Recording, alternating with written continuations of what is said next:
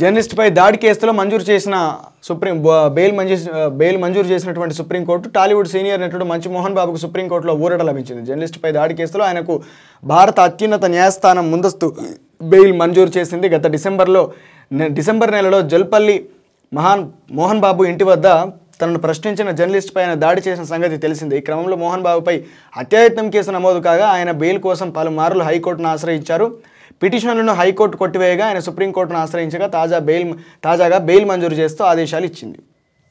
ఇక్కడ చూడండి, మోహన్ బాబు జైలుకే పోలేదు, ఆయనకు బెయిల్ వస్తుంది. అల్లు అర్జున్ జైలుకే పోడు, ఆయనకు బెయిల్ వస్తుంది. ఇది ఉన్న వాళ్ళకు, సంపన్నులకు న్యాయం ఎంత చేరువ లోపట ఉన్నది. పూర్తిగా లేని వాడికి ఇట్లా బెయిల్ వస్తుందా? వాడు కనీసం తన మీద పడ్డటువంటి ఆరోపణను నిరూపించుకోవడానికి చేసేటటువంటి ప్రయత్నానికి కూడా అతనికి అవకాశం ఉండదు. చుట్టూ ఉన్నటువంటి పోలీసులు అట్లాంటి అవకాశం ఇస్తారా?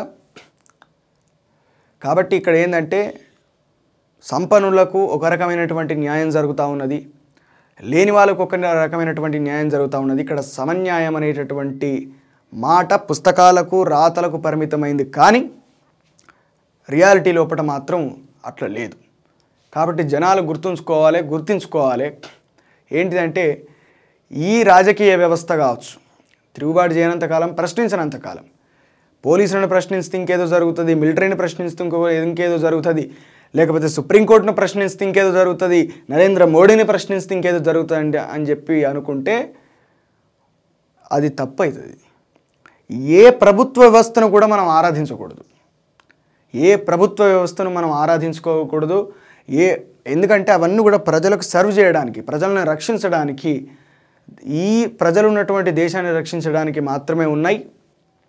కాబట్టి ఖచ్చితంగా ఆ వ్యవస్థలు తప్పు చేసినప్పుడు ఎంతటి వారైనా సరే, ఎన్ని మనోభావాలు ఎన్ని దెబ్బతిన్నా సరే, మనోభావాలతో మీద కాదు మనం నడిచేది. మనం కట్టే ట్యాక్స్ల మీద నడుస్తూ ఉన్నాం, మనం కట్టే ట్యాక్స్ల మీద వాళ్ళు జీతాలు తీసుకుంటూ ఉన్నారు. కాబట్టి ఏ వ్యవస్థ అయినప్పటికీ, దేశంలో ఉన్నటువంటి ప్రభుత్వంలో ఉన్నటువంటి ఏ వ్యవస్థ అయినప్పటికీ కూడా మనం ప్రశ్నించవలసిందే. డబ్బులున్న వాళ్ళు, ఆయన ఒకవేళ గనక ఈయన మోహన్ బాబు కాకుండా ఇప్పుడు సనత్ జయసూర్యనో ఇంకెవరో XYZ పర్సన్ ఆ మాల వేసుకొని ఉన్నటువంటి ఆ వ్యక్తి మీద దాడి చేసి ఉంటే పొరక అయిపోయేటోడు, దాడి చేసినోడు. అది నేనే కావచ్చు, ఇంకెవడైనా అయిపోయాడు.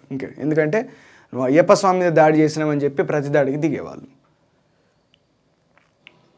జస్ట్ కొంతమంది కొన్ని వ్యాఖ్యలు చేసినందుకే వాళ్ళను 100 మంది ఎగబడి మరి ఆ రోజు తీవ్రంగా దాడి చేసి కొట్టిర్రు, ఉగ్రవాదుల లెక్క ప్రవర్తించారు. కానీ ఇక్కడ మోహన్ బాబు సాక్షాత్ అయ్యప్ప స్వామి మాల ధరించినటువంటి వ్యక్తి మీద దాడి చేస్తే అతని మీద ఏ సంఘం కూడా, ఏ హిందూ సంఘం కూడా, ఎవ్వరు కూడా, ఏ RSS కానీ, బీజేపీ కానీ, దాని తర్వాత ఉన్నటువంటి అనేకమైనటువంటి సంఘాలు ఇవి కూడా, సోకాల్డ్ సంఘాలు ఇవి కూడా రియాక్ట్ కాలేదు. మోహన్ బాబు ఇది తప్పు అని చెప్పని అనలేదు. అదే ఎవరైనా సామాన్యుడో లేకపోతే ఇప్పుడు వీళ్ళు భావించేటటువంటి నిమ్న వర్గాలకు చెందినటువంటి వ్యక్తులు చేస్తుంటే మాత్రం వాళ్ళు పొరక అయిపోయేటోళ్ళు. అది పరిస్థితి దేశం లోపల.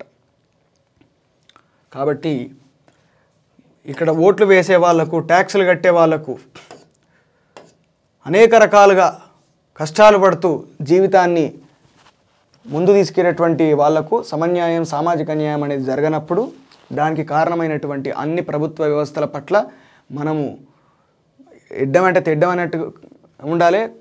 వాళ్ళు మనకు న్యాయం చేసేదాకా కూడా వాళ్ళను మెడలు వంచి మనకు రాజ్యాంగం లోపల మనకి ఇచ్చినటువంటి హక్కు ప్రకారం వాళ్ళతోటి మనం పని చేయించుకోవాల్సిందే.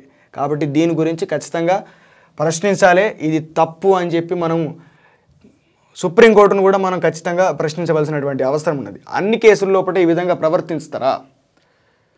అన్ని కేసుల లోపల కూడా ఇప్పుడు మొన్న సేమ్ మర్డర్ చేసినటువంటి ఒక అమ్మాయికేమో ఇది చాలా తన యొక్క ప్రియుణ్ణో భర్తనో హత్య చేసినందుకు ఆ అమ్మాయికి మరణశిక్ష విధించారు. ఇట్లాంటి వ్యక్తులు సమాజంలో ఉండడం ప్రమాదకరం అని చెప్పి మరణశిక్ష విధించారు.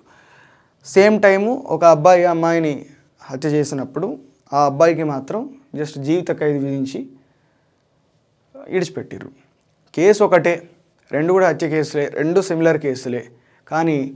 అందులోపట న్యాయం లోపట మాత్రం అక్కడ వివక్ష జరిగింది.